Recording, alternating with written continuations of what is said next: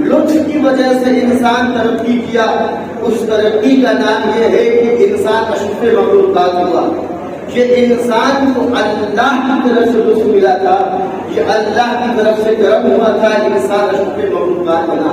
مگر اللہ نے کہا کہ ہم نے تمہیں اشرف مخلوقات جو بنایا ہے، ہم نے تمہیں افضل کائنات بنایا ہے، اس کا مطلب یہ نہیں کہ تمہیں افضل کائنات بنا دیا، تمہاری ترقیوں کی منزل کم ہو گئی، تمہاری ترقیوں کی منزل ختم ہو گئی۔ کہا نہیں، یہ ترقی جو ہم نے تمہیں ادا کی ہے اپنے لطف سے، اپنے طرف سے، یہ سب کو برابر عطا کریں گے۔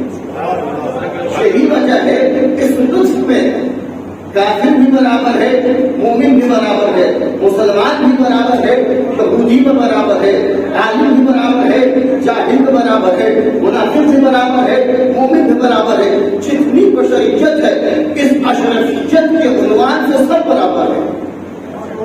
یہ انسان کو اللہ نے اپنے پاس سے لطف دیا تھا کہ انسان اشرف مخلوقات بنایا۔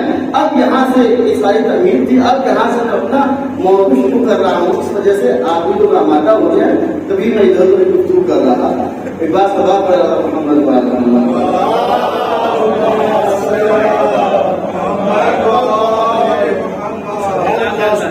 اللہ نے انسان کو اشرف مخلوقات بنایا۔ اس اشرفیت کے ساتھ اس تمغے کو بچانے کے لیے، اس منصب کو بچانے کے لیے، اس وقار کو بچانے کے لیے، اس شرف کو بچانے کے لیے اللہ نے عقل جیسی عظیم نعمت دی۔ اس عقل نے دعوت دی کہ تم اپنے خالق کی طرف رجوع کرو، وہی تمہارا خالق ہے، وہی تمہارا رازق ہے، وہی تمہارا معبود ہے۔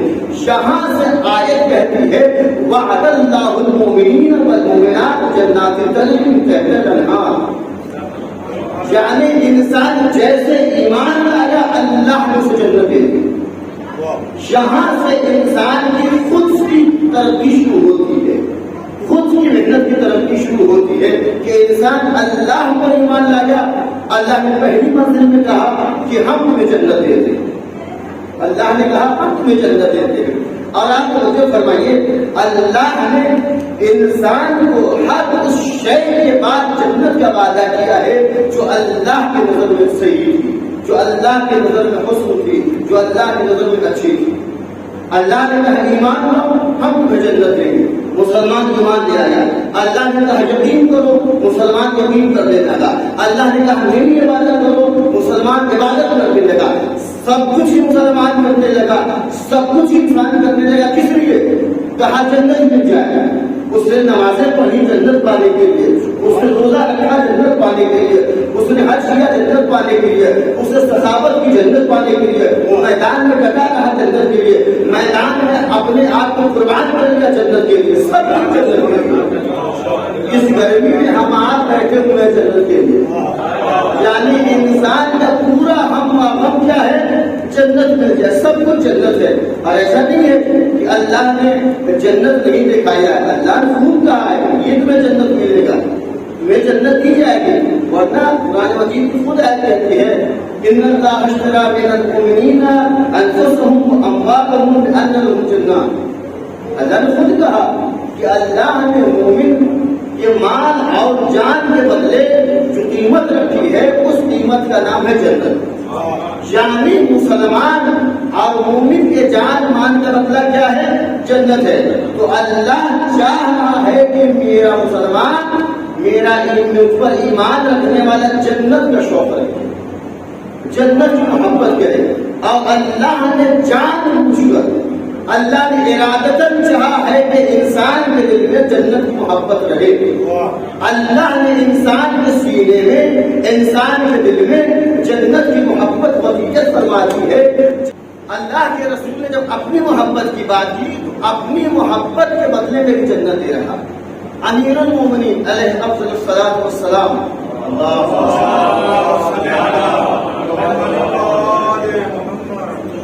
ارشاد فرماتے ہیں رسول اسلام ایک بس میں بیٹھے تھے، امام حسنین علیہ السلام کا ہاتھ پکڑا۔ رسول اسلام فرماتے ہیں جس نے ہم سے محبت کی اور ان دونوں سے محبت کی، یعنی حسنین علیہ السلام سے اور ان کے والد محترم سے محبت کی اور ان کی والدہ سے محبت کی، فلہ الجنہ، اس کے لیے جنت ہے۔ اور وہ جنت بس نہیں ہے، وہ جنت जन्नत में मेरे साथ है। आप तवज्जो फरमाएं, अल्लाह ने आयत में कहा है कि ईमान लाओ हम जन्नत देंगे। रसूल इस्लाम इस हदीस में कह रहे हैं कि हमसे मोहब्बत करो, हमारी औलाद से मोहब्बत करो, जन्नत है। गोया अल्लाह और नबी में इत्तेफाक हो गया था। नातिक़ कुरान नातिक़ ने कहा हमारी मोहब्बत करो, जन्नत है। कुरान साबित ने कहा हमारे हम पर ईमान लाओ, जन्नत है। गोया दोनों में इत्तेफाक था। और जब अज्र एक है, जब जज़ा एक है, आप तवज्जो फरमा सकते हैं कि उसका मकसद भी एक होना चाहिए। तवज्जो फरमाइए, मैं कुछ बात अर्ज करना चाहता हूँ कि अल्लाह ने कहा जन्नत है ईमान के बदले, रसूल इस्लाम ने कहा जन्नत है हमारी मोहब्बत के बदले। गोया रसूल इस्लाम और रसूल इस्लाम अपनी मोहब्बत को उस ईमान से मिलाना चाहते हैं जिस ईमान की दावत कुरान मजीद में दी गई। और रसूल इस्लाम से जो मोहब्बत करेगा, पंजतने बाद से जो मोहब्बत करेगा, उसकी जगह क्या है? उसकी जगह यह है कि जन्नत मिलेगी। यानी अहले बैत अलैहिस्सलाम की मोहब्बत की जगह क्या है? वो है जन्नत। आप समझ सकते हैं, इस अमल की जगह जन्नत है, अल्लाह पर ईमान रखने की जगह जन्नत है। ये सारी चीजें क्या, ये जन्नत की कहानियां हैं। और अल्लाह ने इंसान के दिल में जन्नत की मोहब्बत डाली। अब फिर सारा निजाम, सारा काम दिनों रात कोशिश जो इंसान कर रहा है वो जन्नत के लिए। अल्लाह ने पहली मंजिल पर जब इंसान की तरक्की उसके हाथ में दी तो कहा नेक काम करोगे तो हम तुम्हें जन्नत देंगे, ईमान लाओगे तो हम तुम्हें जन्नत देंगे। जन्नत की मोहब्बत अल्लाह ने इंसान के सीने में डाल दी। ये इंसान की तरक्की का पहला मरहला है। मगर जब यही इंसान तरक्की करता है और फिर में कमाल पर पहुंचता है तो अब जन्नत की मोहब्बत इसके सीने में नहीं रहती है, बल्कि जन्नत खुद इनकी मुश्ताक हो जाती है।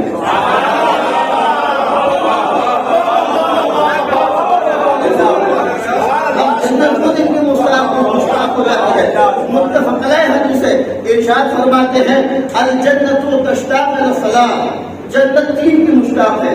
सलमान और अबू ज़र मिक़दार, सलमान अबू ज़र मिक़दार की जन्नत में मुश्ताक है। अब जब हमें पता चला कि जन्नत उस शय का नाम है जो किसी अमल के इम्तिहान के बाद अल्लाह अता करता है। अगर बीच में कोई अमल छोड़ दिया जाए तो अल्लाह उस अमल के बदले जन्नत नहीं देगा। हम रोजा रख रहे हैं, दोपहर के बाद रोजा रखने लगे और रोजा छोड़ दें तो अल्लाह इस रोजा के बदले जन्नत नहीं देगा। अगर हम नमाज पढ़ रहे हैं, 2 रकात के बाद थक जाए और उधर चलना बंद हो जाए, नमाज छोड़ दे तो अल्लाह हमें जन्नत नहीं देगा।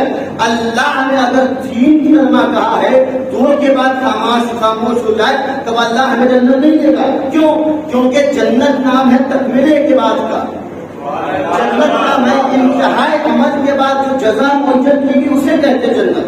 और जनाबे रसूल इस्लाम कहते हैं जन्नत 3 की मुश्ताक है, सलमान और अबू ज़र मिक़दार की। मगर आप तवज्जो फरमाएंगे, सलमान और अबू ज़र मिक़दार से पहले रसूल इस्लाम हिजरत फरमा गए, रसूल इस्लाम शहीद हो गए। और जन्नत नाम है इंसान के कैसे किरदार की। अल्लाह के रसूल ने कैसे कह दिया कि जन्नत सलमान और अबू ज़र मिक़दार की है। मैंने हाथों को जोड़ दिया, या रसूल इस्लाम इतना बताइए आपके बाद सलमान और अबू ज़र मिक़दार का हयात रखने वाले हैं, इनके किरदार की जमानत लेते हैं या नहीं? तो जनाब रसूलुल्लाह ने कहा ये किरदार की जमानत नहीं है, ये एक नमूना है। मैं बताना चाहता हूँ अगर हमारे बाद कभी 2 राहे पर खड़े हो जाना समझ में ना आए, जन्नत की लग है, दोज़ख की लग है, हक की लग है, बातिल की लग है, सलमान और अबू ज़र में आना की लग है।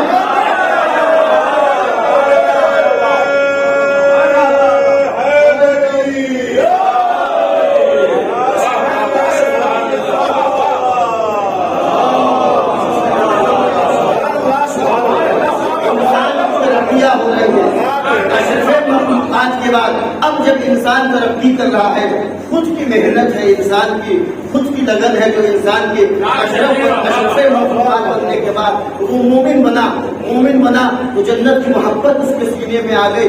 उसके बाद उसका ईमान और बढ़ा, इस कदर बुलंद हुआ, उसकी दास्तान इतनी اچھی ہو گئی اور گہری ہو گئی کہ جنت اس کی مشتاق ہونے لگی. مگر یہاں پر ان کو عرض کرنا چاہتا ہوں کہ ابھی تک آپ نے انسانی داستان کی ترقیوں کی کہانیاں ہیں جو بڑی سنہری نظر آتی ہے, جو بڑی تابناک نظر آتی ہے, مگر ہم نے انسان کی تنزلی اور پستی کی کہانی میں ایسا بھی دیکھا ہے. کچھ لوگ ایسے بھی تھے کہ جن کی جنت مشتاق تھی, مگر کچھ لوگوں کے لیے جہنم نے کہا حل من مزید.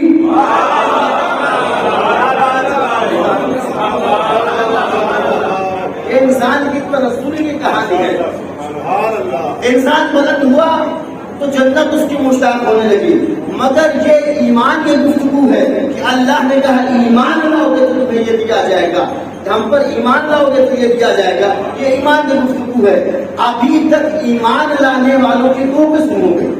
پہلی قسم یہ ہو گئی کہ اگر صحیح ایمان لاؤ گے تو جنت تمہارا, ایمان میں ترقیاں حاصل کرو گے, درجات کو طے کر لو گے تو جنت تمہاری مشتاق ہو جائے گی. مگر جو کلے ایمان ہو اس کے لیے پھر کیا ہوگا؟ کہا یاد رکھنا اب یہاں اشتیاق کی بات پہ بحث نہیں ہوگی, بلکہ یہاں تفصیل کی بحث ہوگی. یہ ہوگا عظیم النار میں چلنا.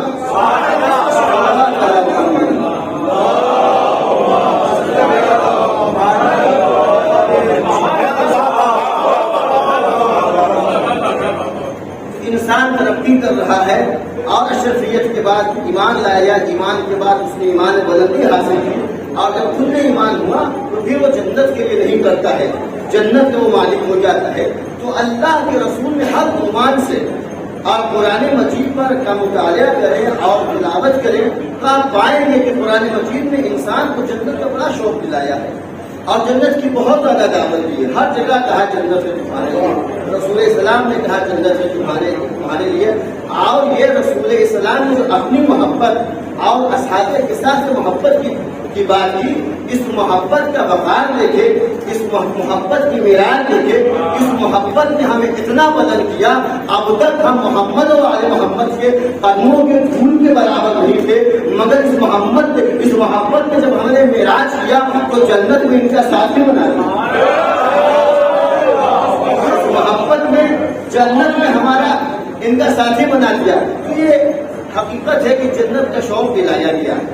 اور آپ اٹھا کر دیکھ لیں تاریخ ائمہ اور تاریخ انبیاء, جناب آدم سے لے کر کے حضرت محمد مصطفیٰ صلی اللہ علیہ وسلم,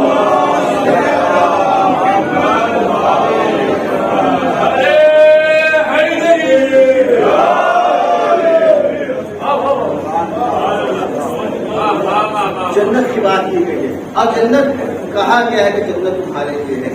اور ایسا نہیں ہے کہ رسول اسلام نے کہا ہے کہ جنت تمہارے لیے, اور جنت اس وقت ہے جب ایمان لاؤ گے اور اہل بیت سے محبت کرو. لیکن یاد رکھیے گا محبت محتاج ہے معرفت کی.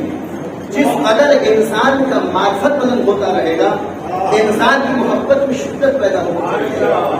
یہ معرفت کے درجات ہیں کہ بعض لوگ آ کر کہتے ہیں فرزند رسول حکم دیجئے, ہم میدان میں آپ کے لیے کھڑے ہو جاتے ہیں. اور یہ محبت کی معراج ہے. ابھی ہارون مکی صحیح سے کھڑے بھی نہیں ہوئے, امام نے کہا ہارون تنور میں جاؤ, نارائن سمیت تنور میں چلے جاتے ہیں. یہ محبت کی معراج ہے. تو میں نے کہا محبت محتاج ہے معرفت کی. محبت محتاج ہے کہ انسان کس قدر معرفت حاصل کرتا ہے. اور معرفت کس چیز کا نام ہے؟ جس قدر معرفت بلند ہوگی انسان کی محبت کی شدت اور اس کے تسلیم میں زیادتی ہوتی چلی جائے گی. اپنے محبوب کی طرح سپردگی کا انسان احساس کرے گا اور اپنے آپ کو سپرد کر دے گا. پھر جب انسان خود کو سپرد کر دے گا, اس تسلیم کے منزل میں رہے گا, تو پھر یاد رکھیے گا جب انسان بلندی کرتا ہے تو وہاں رہے نہ رہے پنجوں کے بل کا سہارا نہیں لینا پڑے گا, گھٹنوں پہ نہیں کھڑا ہونا پڑے گا. تم میدان میں رہو نہ رہو, مدینے سے تمہیں خدا کا علم دے دیا جائے گا.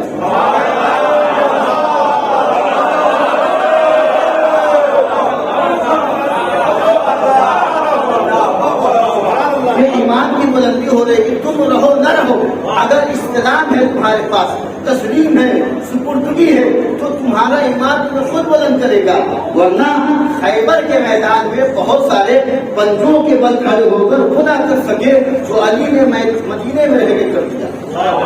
میں نے کہا کہ ایمان اسی وقت حاصل ہے، صحیح حاصل ہوگا جب انسان کی معرفت اچھی رہے، اور یہ معرفت انسان کو جنت میں داخل کر دے گی، اور اس جنت کی طرف دعوت بھی دیا گیا ہے۔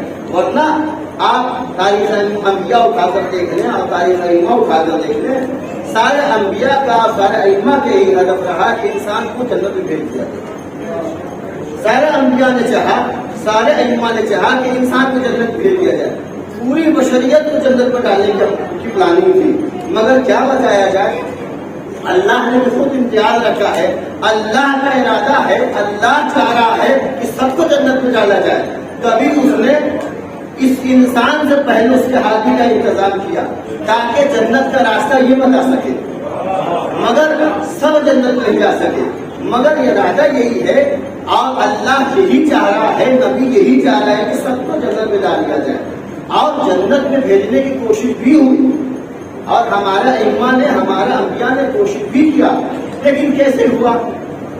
ہمارے ائمہ نے کوشش کی، اپنوں کے لیے نہیں، حتیٰ کہ غیروں کے لیے بھی کوشش کیا ہے کہ جنت میں چلے جائے۔ میں ایک انسان کی ترقی کی پہلی منزل پڑھ رہا ہوں، یہ انشاءاللہ میری گفتگو ہو رہی ہے کہ جب اللہ نے کہا ہے انسان ترقی، میں عادتاً آدھا گھنٹہ پڑھ رہا ہوں، مگر چونکہ یہ مجلس ہے، آپ کو معلوم ہونا چاہیے، یہ مجلس قدیمی مجلس ہے اور مرکزی مجلس ہے، اور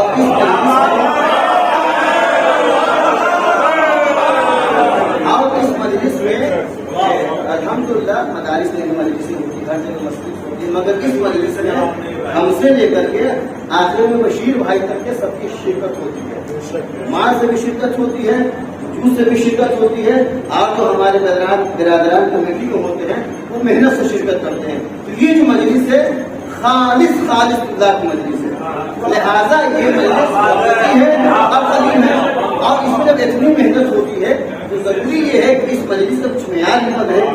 میں ہر جگہ آدھا گھنٹہ کیوں کرتا ہوں، ہو سکتا ہے 10 منٹ زیادہ پڑھتا ہوں۔ یہ تو میں نے کہا کہ انبیاء سے لے کر کے ائمہ تک سب نے کوشش کی ہے کہ انسان کو جنت بھیج دیا جائے، پوری بشریت کو جنت میں بھیج دیا جائے، اور رسول السلام نے کوششیں بھی کی ہیں کہ اس انسان کو، اس بشریت کو جنت میں ڈال دیا جائے، اور رسول السلام نے اپنوں تو نہیں غیروں کے لیے کوشش کی ہے کہ جنت میں ڈال دیا جائے، مگر کیا کیجیے گا، رسول اسلام نے جن کو مسلمان بنایا جاتا ان کے ایمان میں خود شک ہو گیا تو جہنمی ہو گئے۔ ہیں تو اسی طریقے سے رسول اسلام نے جب اس تبلیغ کا بیڑا اٹھایا اور چاہا کہ سب کو مسلمان کر دے، تو یہ خبر میں کہیں پر پڑھ چکا ہوں اس چیز کو، مگر کچھ عرض کروں گا تاکہ میں اپنے مضمون سے مرتبط ہو جاؤں کہ رسول اسلام کی یہ پیغام اسلام جب نجران پہنچا، جب یمن میں پہنچا، تو یمن کے عیسائیوں کا مرکز نجران تھا، وہاں پر خبر پہنچی کہ رسول اسلام نے اسلام نام کا ایک دین لائے ہیں اور وہ اسلام کی تبلیغ کر رہے ہیں، لہذا وہ لوگ ایک نجران میں میٹنگ کیا، انہوں نے کہا کہ ہم چل کر کے رسول اسلام سے اور محمد سے پوچھیں گے کہ اس دین کی حقیقت کیا ہے اور کچھ حقائق پر گفتگو کریں گے۔ لہذا ایک میٹنگ ہوئی اور عیسائیوں نے ایک وفد نجران سے مدینے کی طرف روانہ کر دیا، اور اس وفد کا مقصد یہ تھا کہ رسول اسلام سے حقیقت جانیں اور رسول اسلام سے بحث و مباحثہ کریں، اور اس کے بعد جو صحیح دین ہے اس کو نافذ کر دیں اور اس کی تبلیغ کیا جائے۔ بہرحال جب یہ لوگ آئے تو دیکھا کہ رسول اسلام کے کلمہ بہت سارے عرب ممالک میں پڑھے جا رہے ہیں اور رسول اسلام بہت زیادہ مشہور ہو گئے ہیں، لہٰذا انہوں نے سمجھا کہ رسول اسلام جنہوں نے جوہر افزائی عنوان سے اس قدر انہوں نے اپنی حکومت جما رکھی ہے اور اپنا دبدبہ بنا رکھا ہے، لہٰذا انہوں نے کہا کہ کیا صحیح رہے گا کہ ہم رسول کے دربار میں جائیں تو ہم رسول کے شایان شان لباس دیں۔ لہٰذا انہوں نے اپنے ثقافتی لباس کو اتارا اور شاہانہ لباس تن کر کے رسول اسلام کے سامنے چلے گئے، مگر رسول اسلام نے ان کی طرف دیکھنا گوارا نہ کیا اور وہ مایوس ہو کر واپس آ گئے، مگر واپس آنے کے بعد چونکہ رسول اسلام کے حسن اخلاق کا قصہ سن رکھے تھے لہذا اس بد اخلاقی کے بعد مجبور تھے نجران جاتے، مگر عجیب مسئلہ تھا کہ وہ نجران واپس نہیں ہے بلکہ مدینے میں ہی ٹہلتے رہے اور معلوم کرتے رہتے ہیں کہ آخر رسول اسلام نے ایسے ہی حرکت کیوں کی کہ ہم سے کلام تک نہ کیا اور ہم سے نظریں تک نہ ملائے۔ لہذا اس نے رائے کیا کہ تم لوگ کہاں مدینے میں ٹہل رہے ہو، کہاں گھوم رہے ہو، جا کر علی سے گفتگو کرو، کیونکہ علی مزاج رسول کو جانتا تھا۔ یاد رکھیے گا اللہ نے دنیا کے مقدس میں ہی رکھ دیا ہے، ہمیشہ ٹھوکر باہر کھاؤ گے نجات رسول کے دربار سے۔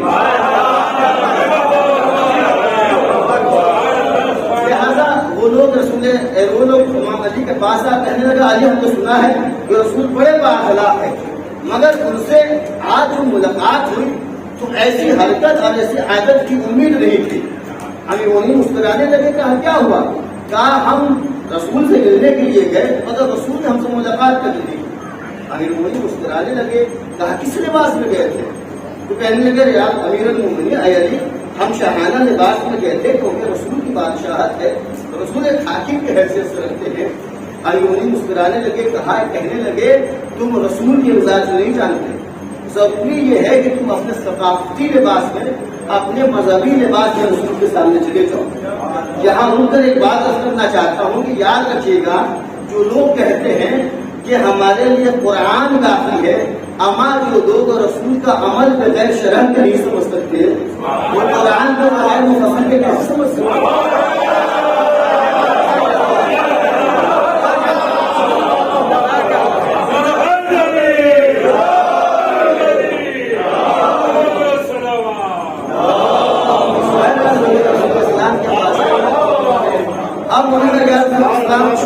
اب رسول نے ان کی کیفیت کو دیکھا، ان کے لباس کو دیکھا، ان کی تعظیم کی اور اپنے بغل میں بیٹھا لیا اور بحث و مباحثہ ہو۔ اس کے بعد رسول اسلام نے سمجھایا نہیں میں جلدی جلدی پڑھ رہا ہوں کیونکہ مجھے کہا گیا ہے 45 منٹ سے کم نہیں پڑھوں اور میں 1 گھنٹہ کی تیاری کر کے آیا ہوں، 45 منٹ پڑھ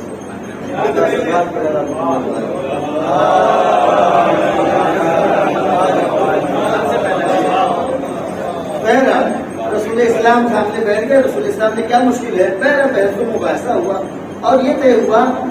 رسول اسلام نے بہت ساری چیزوں کو انہیں سمجھایا اور وہ لوگ مان بھی گئے، لیکن جب بات آئی تو انہیں کہنے لگے کہ آپ عیسیٰ کے بارے میں کیا خیال رکھتے ہیں؟ تو رسول اسلام نے کہا ہم عیسیٰ کو نبی مانتے ہیں۔ کہا کہ آپ نبی مت مانیں، آپ عیسیٰ کو اللہ کا بیٹا مان لیں، سارا مسئلہ ختم ہو جائے گا۔ رسول نے کہا کہ ہمارا تمہارا اختلاف اسی بات پر ہے، ہم عیسیٰ کو نبی مانتے ہیں، تم عیسیٰ کو اللہ کا بیٹا مانتے ہو۔ تو کہا آپ کے پاس کیا دلیل ہے؟ رسول اسلام نے کہا آپ کے پاس کیا دلیل ہے کہ عیسیٰ اللہ کے بیٹے ہیں؟ تو کہا کہ اللہ نے جناب عیسیٰ کو بغیر باپ کے پیدا کیا تھا، لہٰذا عیسیٰ اللہ کے بیٹے ہو گئے۔ رسول اسلام نے کہا اگر یہ تمہاری دلیل ہے کہ عیسیٰ کا باپ نہیں تھا، عیسیٰ کے والد نہیں تھے، لہٰذا عیسیٰ کے باپ اللہ ہے، تو تمہارا آدم کے بارے میں کیا خیال ہے؟ آدم کے باپ ہی نہ باپ تو بہرحال یہ طے ہوا اور رسول اسلام نے سمجھایا مگر نہیں مانے۔ پھر رسول اسلام دلیل دیتے رہ گئے، جب نہیں مانے تو کہنے لگے چلو اب مباحثہ ہوگا، اب مباہلہ ہوگا۔ اس سے ایک بات یہ معلوم ہوئی کہ سب کو دلیل سے سمجھاؤ، مگر جب تک حجتی پر اتارا جائے تو حجتی پر نہ تو لعنت بھیج کر مباہلہ کرنے کے لیے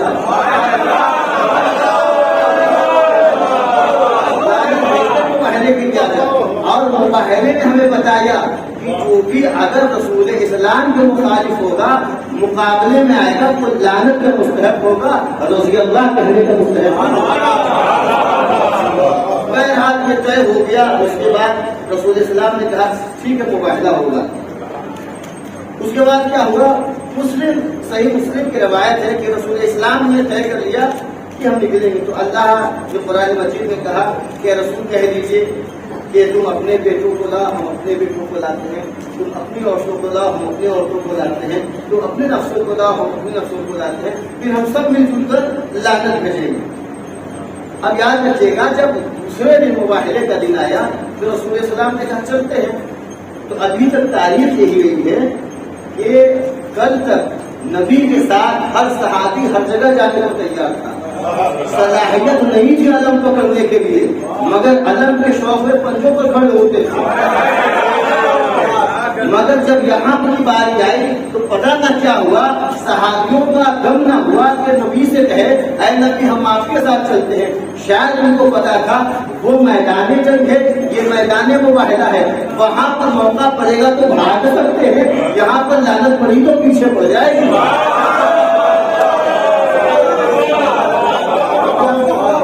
بہرحال یہی ہوا، کچھ لوگ آئے نہیں، لیکن یاد رکھیے گا کچھ لوگوں کو شوق ہوتا ہے ہر جگہ جانے کا۔ تو صحیح مسلم کی ساری روایتیں ہیں، اس میں دو عورتوں کو بڑا شوق ہوا۔ ایک عورت جنہیں میدان میں جانے کا بڑا شوق تھا، وہ رسول اسلام کے پاس ہے کہ یا رسول اللہ ہم کو دے دیجیے۔ رسول اسلام نے کہا تیرا مکان گھر پر گھر ہو بیٹھا تھا، گویا کہ بتایا تیرا گھر سے نکلنا جائز نہیں ہے۔ اس کے بعد ایک خاتون اور ہے جنہیں گھر سے نکلنے کا شوق نہیں تھا مگر خدمت رسول کا شوق تھا۔ وہ کہنے لگے یا رسول اللہ اگر بہتر ہے ہم آپ کی خدمت کے لیے چلتے ہیں، نسلین کی خدمت کے لیے چلتے ہیں۔ رسول نے اسلام نے کہا سلمہ آپ خیر پر ہیں، آپ گھر میں رہتے ہیں۔ ان کے لیے خیر کہا ہے، ان کے لیے مطلب گھر پر رہنے کے لیے کہا ہے۔ مجھے فرمانا پہلا یہ ہوا، اس کے بعد رسول اسلام میدان مباہلہ میں آ گئے اور لعنت بھیجی۔ اور ایک اور میں بتاتا ہوں، یہ عجیب منصوبہ بندی ہے۔ اللہ کو جب بھی کچھ اعلان کرنا ہوا تو میدان میں اعلان کیا ہے، پورے آسمان میں اعلان کیا ہے، چاہے دلیل کا معاملہ ہو، چاہے مباہلے میں پہچانے کا معاملہ ہو۔ اگر دشمنوں کو جب بھی موقع ملا ہے تو بند کمرے میں فیصلہ کیا یا چھت کے نیچے فیصلہ کیا۔ بہرحال رسول السلام نے تعارف کروائیے اہل بیت ہے اور ان سے محبت کرو، یہی سے صداقت کے اس لیے کہیں سے محبت کرو تاکہ جنت دے سکے۔ اور رسول اسلام نے فرمایا جو مجھ سے محبت کرتا ہے، جو حسنین سے محبت کرے گا، جو علی و فاطمہ سے محبت کرے گا، اس کے لیے جنت ہے، مطلقاً جنت ہے، کہیں پر کوئی شرط کی بات نہیں ہے، کہیں پر کوئی شرط نہیں ہے، مطلقاً جنت رسول اسلام نے وعدہ فرمایا ہے۔ یہ ہے انسان کی ترقی کا ایک مرحلہ کہ اللہ نے کہا ہے کہ تم ترقی کرو گے، ایمان لاؤ گے، اہل بیت سے محبت کرو گے تو ہم تمہیں جنت دیں گے۔ یہ انسان کی ترقی کا پہلا مرحلہ ہے۔ مگر انسان جب اور ترقی کرتا ہے، دوسرے مرحلے میں جاتا ہے، تو میں نے آیت پڑھی کہ اللہ نے کہا وعد اللہ المؤمنین والمؤمنات جنات تجری من تحتها الانہار خالدین فیہا ومساکن طیبہ فی جنات النعیم۔ یہ پہلی منزل ہے، اللہ کو جنت میں ہمیشہ ہمیشہ رکھے گا، ایسی جنت جس میں نہریں بہتی رہیں گی۔ مگر آگے اللہ کہتا ہے ورضوان من اللہ اکبر، لیکن اللہ کی تھوڑی سی رضا یہ اس سے بڑی منزل ہے، یہ بہت بڑی چیز ہے۔ ذالک هو الفوز العظیم، یہ سب سے بڑی کامیابی ہے۔ پتہ چلا جنت کا حصول ایک مرحلہ ہے، حصول رضا الہی دوسرا مرحلہ ہے۔ اور یاد رکھیے گا کہ حصول رضا الہی کے لیے جنت کے لیے بڑی عام سی گفتگو کی گئی کہ ایمان لا محبت کرو جنت، مگر حصول الہی کے لیے عام نہیں ہے۔ جب جناب موسیٰ کی گفتگو آتی ہے، جو جناب موسیٰ کہتے ہیں میں طور کو اس لیے جانے کی ترغیب کرتا ہوں تاکہ میں اللہ کو خوش کروں، تاکہ میں اللہ کو راضی کروں۔ یہ انسان اللہ کی رضا حاصل کرنے کی کوشش کر رہا ہے، یعنی نبی بھی اللہ کی کوشش، اللہ کی رضا حاصل کرنے کی کوشش کرتا ہے۔ اسی طریقے سے آپ جب جو سلیمان کی گفتگو کریں گے تو جناب سلیمان ایک بار صلی اللہ علیہ وسلم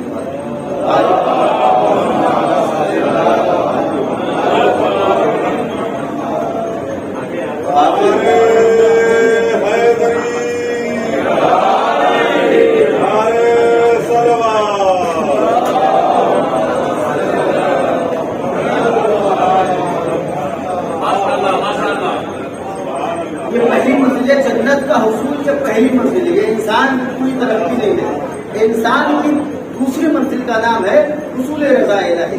یہ رضا الہی بڑی آسان شے نہیں ہے۔ حصول رضا الہی کے لیے اگر قرآن اٹھا کر دیکھ لیں تو جناب موسیٰ جیسا اولو العزم پیغمبر بھی کوشش کرتا ہے، اور جناب سلیمان جن کو اللہ نے اتنی بڑی بادشاہت دی تھی انہوں نے بھی کہا کہ میں رضا الہی چاہتا ہوں۔ جناب سلیمان اپنے لاہو لشکر کے ساتھ میدان سے گزر رہے، ایک راستے سے گزرے، دیکھا کہ چیوٹیوں کا ایک غفیر پڑا ہوا ہے، جناب سلیمان نے چیونٹیوں کو بھی دیکھا، آج چیونٹیوں نے جناب سلیمان کو بھی دیکھا۔ چیونٹیوں کے سردار نے کہا ایسا ہے کہ سب کے سب بل میں چلے جاؤ، دیکھو سلیمان اپنے لاہو لشکر کے ساتھ آ رہے ہیں کہ اس سلیمان کا لشکر تمہیں کچل نہ دے۔ توجہ فرمائیے، ایک بے شعور چیونٹی اتنا شعور ضروری ہے کہ نبی کو یاد ہوتا ہے، صحابی کو یاد ہوتا ہے۔ توجہ فرمائیے، اس نے کہا کہ سب اندر چلے جاؤ، اور توجہ فرمائیے کہ جب چیونٹی کے سردار نے کہا اپنے اپنے بلوں میں چلے جاؤ تو سب بل میں چلے گئے۔ چیونٹیوں نے درس یہ دیا ہے کہ یاد رکھنا جب تمہارا سردار کچھ کہے تو اپنے سردار کی بات ماننی چاہیے، اپنے سردار کی بات کو ٹالنی نہیں چاہیے، اپنے سردار کی بات پر لبیک کہنا چاہیے۔ اور جو فرما رہے ہیں اور ویسے ہی ہوا۔ عجیب بات ہے، اس بے شعور چیونٹی کو سب کو پتا تھا کہ سردار کی بات مان کر بلوں میں چلا جانا چاہیے، مگر رسول کے صحابی کیسے تھے، رسول کے رعایا کیسی تھی، ادھر رسول آباد کرتے رہے، ان کے صحابی چھوڑ کر پیدائش ایک بات کرنا چاہتا ہوں۔ دیکھیے کہ میں نے کہا کہ رسول کو چھوڑ کر رسول کے صحابی چوٹیوں پر چڑھے گئے، پہاڑی پر چڑھے گئے، یہ ٹھیک ہے۔ میں نے کہا کہ سردار اختیار کا نام ہے، ہم کسی کو سردار مانتے ہیں، یہ اپنے اختیار کی بات ہے۔ ہم اپنا رئیس کس کو بناتے ہیں، یہ ہم منتخب کرتے ہیں، ہے کہ نہیں؟ اسی طریقے سے ہم کسے اپنا رئیس مانیں، ہم کسے اپنا سردار مانیں، یہ انسان کے خود کے اختیار پر صلی اللہ علیہ وسلم۔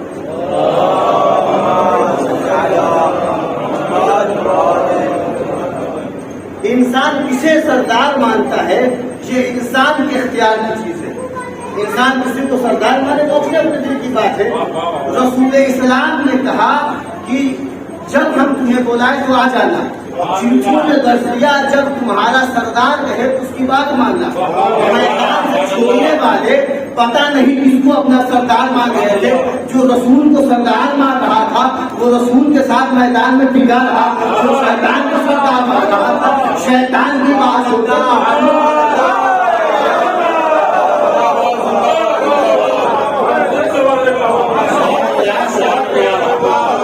اپنا سردار شیطان کو بنایا، علی نے اپنا سردار رسول اسلام کو بنایا۔ تو میں نے کہا کہ جب اس گفتگو کو جناب سلیمان نے سنا تو وہ ہنسنے لگے اور تبسم کیا۔ اس کے بعد کہا اے خدا ہمیں اس بات کی توفیق دے کہ ہم تیرا شکریہ ادا کریں ان نعمتوں کا جو نعمتیں تم نے ہم پر نازل کی ہے اور ہمارے والدین پر نازل کی۔ کس لیے شکریہ ادا کرنا ہے؟ تاکہ اللہ کو خوشنودی حاصل کر لے، اللہ کی راضی کر لے، اللہ کی رضا کو حاصل کر لے۔ پتہ چلا نعمتوں پر شکریہ ادا کرنے سے اللہ راضی ہوتا ہے۔ محسوس کیجیے گا جب انسان نعمتوں پر شکریہ ادا کرتا ہے تو اللہ راضی ہوتا ہے، جب انسان مصیبتوں پر شکریہ ادا کرتا ہے تو اللہ اپنی مرضی کا مالک بنا دیتا ہے۔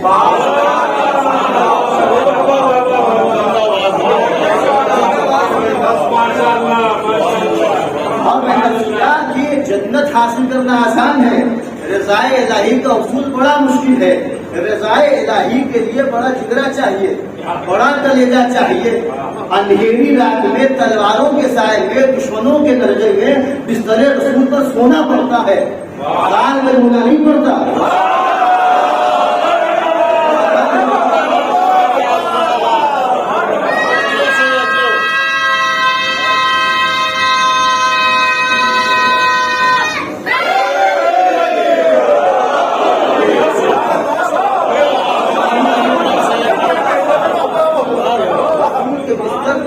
پڑتا ہے، غار نہیں ہونا پڑتا۔ اور عجیب مسئلہ ہے، رسول اسلام کے بستر پر جب سویا تو انسان نے اپنے آپ کو اتنا بلند کیا اور جنت کی اشتیاق سے نکل کر جب مالک جنت بنا، جب مالک پر جنت بن کر جب مرضی الہی کا مالک ہوا تو اپنے نفس کو اس بلندی پر رکھتا ہے۔ پھر نفس بیچنے نہیں کرتا بلکہ خود خدا نفس خریدنے آتا ہے۔ انسان اپنے نفس کو بیچنے نہیں جاتا بلکہ اللہ کہتا ہے میں تیرے نفس کو خریدوں گا۔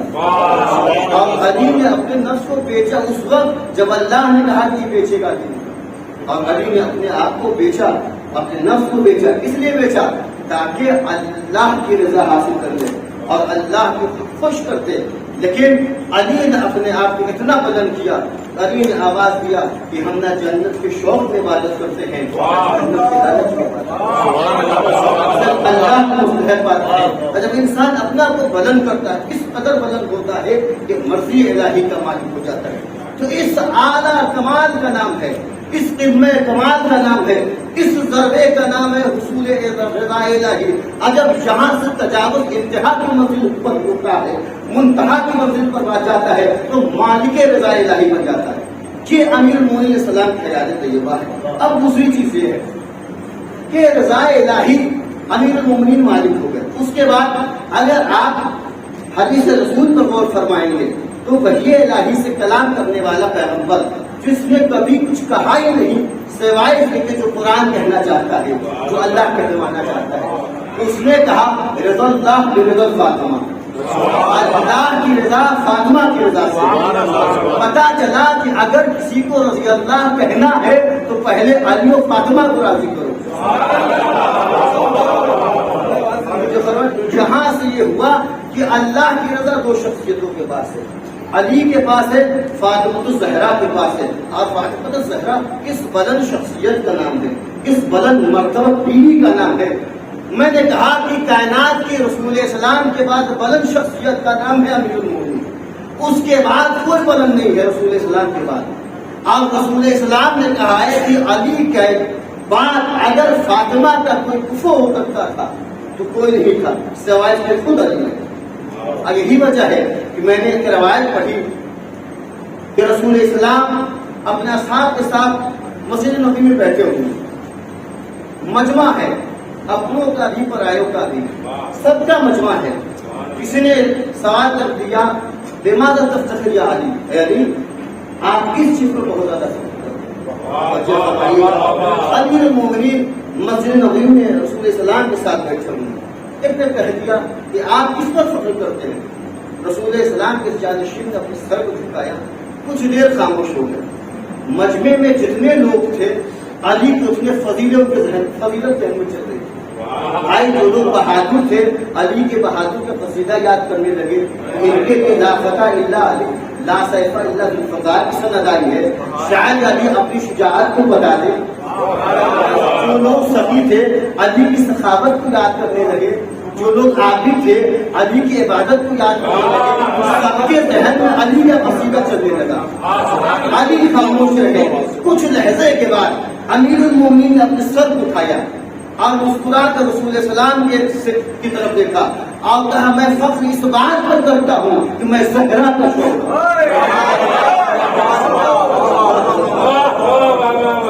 کائنات کی فخر کا نام ہے امیر المومنین. امیر المومنین جس شخصیت پر فخر کرے اس شخصیت کا نام ہے فاطمہ الزہرا سلام اللہ علیہا.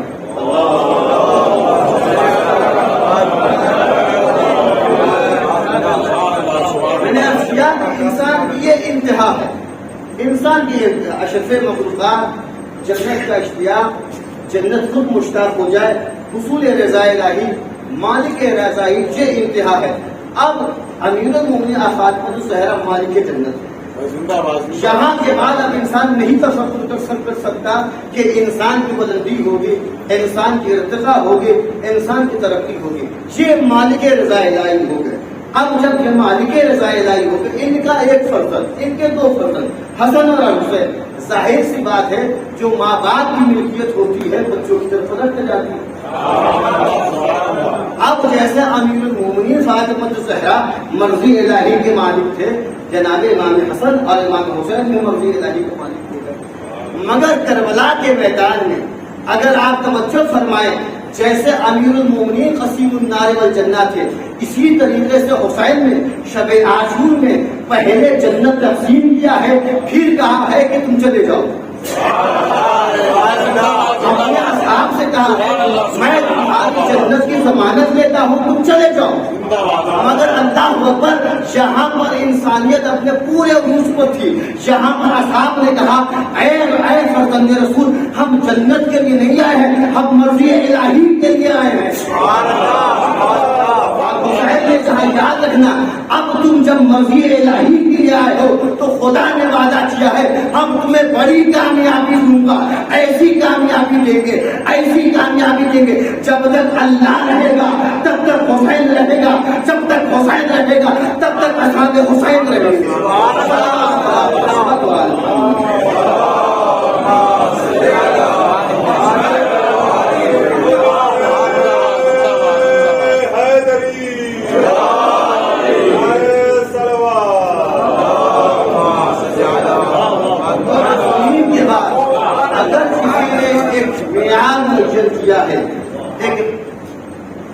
معیار بنایا ہے، مقام موجود کیا ہے ترقی، انسانی ترقی کی، انسانی ارتقاء کی، ان بشریت اور اس گروہ کا نام ہے اصحاب امام حسین علیہ السلام، جنہوں نے بتایا ہم معصوم نہیں ہے مگر ہم اللہ کے لیے کام کرتے ہیں۔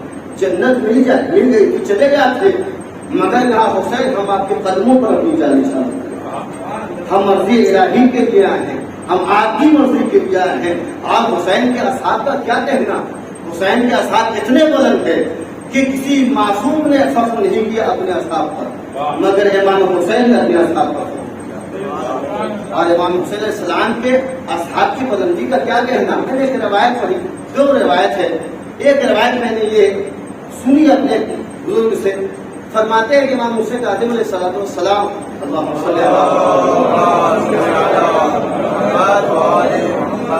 فرماتے ہیں کہ امام حسین کاظم علیہ السلام فرماتے ہیں کسی بھی انسان کے لیے جائز نہیں ہے کہ غیر معصوم کے لیے کہے بے ابی انتم قومی، میرے باپ آپ کا قربان، کسی کے لیے جائز نہیں، کسی انسان کے لیے، کسی مومن کے لیے جائز نہیں ہے کہ ہما شبہ غیر معصوم کے لیے کہے میں آپ کا قربان ہوں جب میرے ماں باپ آپ کا قربان، خصوصاً ماں باپ کے لیے منع کیا گیا۔ دوسری روایت یہ ملتی ہے کہ حدیث میں آیا ہے کہ رسول اسلام نے منع فرمایا ہے کہ والدین کی موجودگی میں تمہارے لیے جائز نہیں ہے کہ تم کہو کہ ہمارے ماں باپ آپ کا قربان ہو جائے، اس سے والدین کا احترام کم ہو جائے گا۔ پتہ چلا کہ اپنے ماں باپ پر کسی کو قربان کرنا یہ سب کے بس کی بات نہیں ہے کہ والدین کے احترام کو بے خطر ہو جائے گی، والدین کی حرمت پامال ہو جائے گی۔ توجہ فرمائیے گا، یہاں سے محسوس کرے عام انسانوں کو منع کیا گیا ہے کہ غیر معصوم کے لیے نہ کہے کہ میرے ماں باپ آپ کا قربان ہو جائے، مگر عظمت اصحاب حسین کا کیا کہنا، کربلا کے میدان میں امام جعفر صادق علیہ السلام کا لوگ کہتے ہیں بے ابی انتم قومی،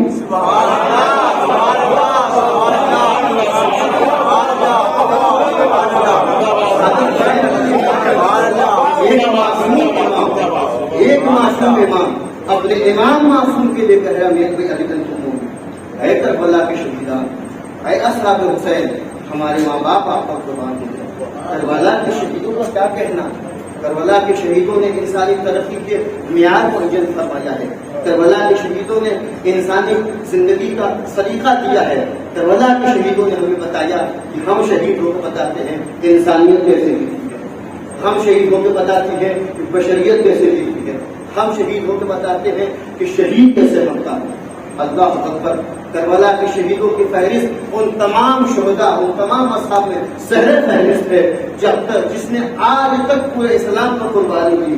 کربلا کے شہیدوں کا مقابلہ نہیں ہو سکتا، مگر ان کربلا کے شہیدوں میں ایک نام سے بڑا امتیازی حیثیت رکھتا ہے، اس نام کا نام ہے جناب حبیب ابن مظاہر۔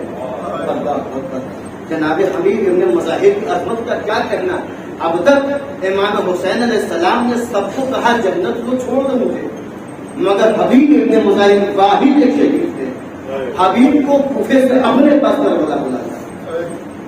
حبیب کی عظمت کا کیا کہنا، حبیب ایک واحد شہید ہے جو حسین کے نام پر 2 مرتبہ شہید ہوا، ایک مرتبہ بچپنے میں شہید ہوا ہے، ایک مرتبہ 80 سال قوم میں شہید۔ اللہ اکبر، جناب حبیب ابن مظاہر کو سلام۔ جناب حبیب ابن مظاہر کے لیے کیا کہنا ہے، روایات میں ملتا ہے جب کربلا کے میدان میں اشقیاء کی فوج آنے لگی، قصر سعد کی فوجیں آنے لگی، جناب زینب کا دل تڑپنے لگا، جناب زینب کا دل بیٹھنے لگا، امام حسین کو قریب کو لاتے مان جائے، دیکھو اشقیاء کی فوجیں آ رہی ہیں، دیکھو تمہارے انصار کم ہیں، تمہارے اصحاب کم ہیں، اے بھیا مجھے بڑا خوف آ رہا ہے، بھیا اگر کوئی تمہارا چاہنے والا ہو اسے بلا لو۔ اللہ اکبر، جناب حبیب ابن مظاہر اس شریف کا نام ہے جو جناب امام حسین علیہ السلام کو زینب کی تمنا پر بلایا ہے. اللہ اکبر. جناب امام حسین علیہ السلام نے کہا بہن زینب میرے پاس قریب کوئی مددگار نہیں ہے مگر میرا ایک دوست ضرور ہے کوفے میں رہتا ہے. جناب زینب نے کہا بھیا اسے جلدی سے بلاؤ اور اپنی مدد کو بلاؤ. روایت بتاتی ہے جناب حبیب ابن مظاہر کو خط لکھا امام حسین علیہ السلام نے اور قاصد کو روانہ کیا کوفے اور کہا کہ جا کر کے حبیب کو یہ خط دے دینا. روایت میں ملتا ہے جناب حبیب ابن مظاہر کے گھر پر تب الباب ہوا. امام حسین علیہ السلام کے قاصد پہنچا. جناب حبیب ابن مظاہر اپنی زوجہ کے ساتھ کھانا تناول فرما رہے تھے. جیسے گھر پر تب الباب ہوا جناب حبیب ابن مظاہر کھڑے ہوئے اور دروازے پر گئے. دیکھا کہ ایک اجنبی انسان کھڑا ہوا ہے. سلام دعا کے بعد جناب حبیب نے کہا تم کون ہو؟ کہا میں قاصد حسین ہوں. ایسا سننا تھا کہ حبیب نے کہا کیا حسین تمہیں مدینے سے بھیجا ہے؟ قاصد نے کہا نہیں حبیب حسین نے ہمیں مدینے سے نہیں بھیجا ہے حسین نے ہمیں بیابان کربلا سے بھیجا ہے. اللہ اکبر. حبیب نے کہا مسئلہ کیا ہے؟ حسین کربلا کے میدان میں کیوں چلے گئے؟ اس بیابان میں کیوں چلے گئے؟ اس صحرا میں کیوں چلے گئے؟ قاصد نے کہا حبیب میں سب نہیں بتا سکتا اس خط کو آپ پڑھ لیں. روایت بتاتی ہے جناب حبیب ابن مظاہر قاصد نے خط دیا. جناب حبیب ابن مظاہر نے اس خط کو لیا اپنے آنکھوں سے لگایا کوسا دیا اور خط پڑھنے لگے. خط پڑھتے جاتے ہیں اور گریا کرتے ہیں. جناب حبیب ابن مظاہر نے خط کو بند کیا اور دوبارہ جا کر دسترخوان پر بیٹھ گئے. روایت بتاتی ہے جناب حبیب ابن مظاہر کے زوجہ نے کہا حبیب باہر کون تھا اور تمہاری آنکھوں میں آنسو کیسا ہے؟ یہ تو بتاؤ سب خیریت تو ہے. حبیب ابن مظاہر نے کہا میں کیا بتاؤں حسین نے مدد کے لیے بلایا ہے. جناب حبیب ابن مظاہر کے زوجہ نے کہا کہ تمہارا کیا ارادہ ہے؟ روایت بتاتی ہے جناب حبیب ابن مظاہر نے کہا میرا کیا ارادہ ہے اور کہتے ہوئے جناب زوجہ کی طرف انہوں نے اس خط کو بڑھا دیا. اب جناب حبیب ابن مظاہر کے زوجہ نے خط کو پڑھا گریا کرنے لگے. حبیب ابن مظاہر نے کہا کہ نہیں میں نہیں جاؤں گا تمہارا خیال آتا ہے. اتنا سننا تھا کہ جناب حبیب ابن مظاہر کے زوجہ نے کہا حبیب انصاف نہیں کر رہے ہو تم غلام کی خاتون کے لیے حسین کی مدد کرنے کے لیے نہیں جا رہا. خط نہیں پڑھتے سید سعدیہ کربلا کے میدان میں اے حبیب کربلا جاؤ سید سعدیوں کی مدد کرو کربلا جاؤ حسین کی مدد کرو. روایت بتاتی ہے امام حسین علیہ السلام کے اس حبیب نے اپنے غلام سے کہا کہ سواری لے کر کوفہ کے باہر انتظار کرو ہم تھوڑی دیر میں آتے ہیں کیونکہ حالات بڑے پرآشوب ہیں ہم نہیں جا سکتے. روایت بتاتی ہے جناب حبیب ابن مظاہر کو آنے میں ذرا تاخیر ہوئی. روایت سے ملتا ہے کہ اس غلام نے سواری سے کہا اے اسد وفادار یاد رکھنا اگر میرا آقا حسین کی مدد میں نہیں جانے کی سکتا ہے تو یاد رکھنا میں حسین کی مدد کرنے کے لیے تم کا سوار ہو جاؤں گا. اتنا سننا تھا حبیب کا دل بھر آیا. حبیب نے سر و سینہ پیٹ دیا کہ آج آقا پر ایسا وقت پڑ گیا کہ آج غلام بھی مدد کرنے کے لیے آمادہ ہے.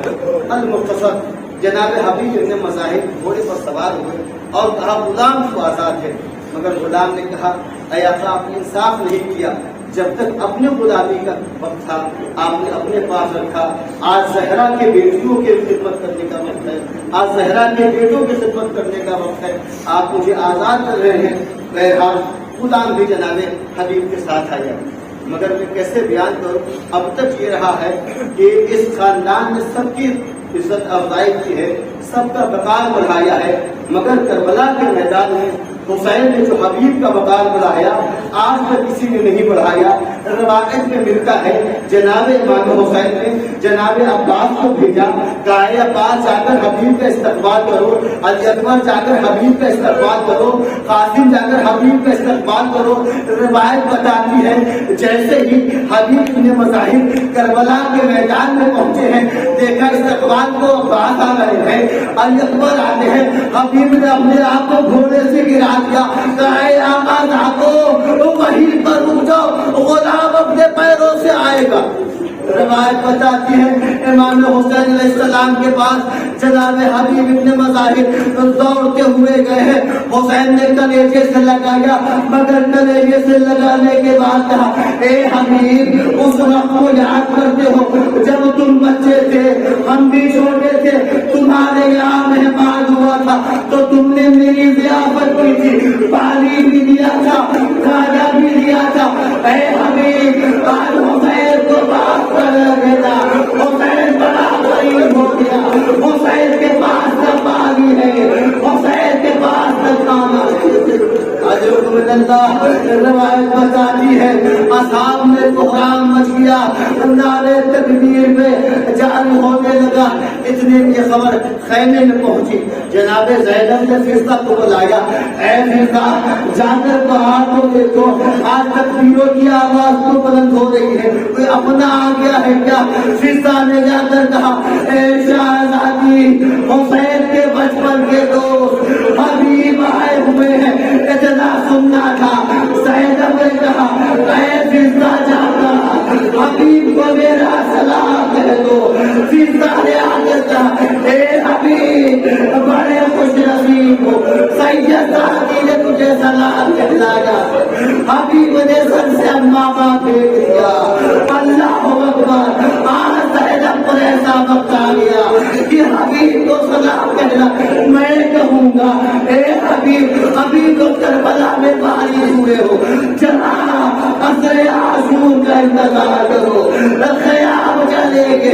زینب اس خیمے سے دوسرے گئے.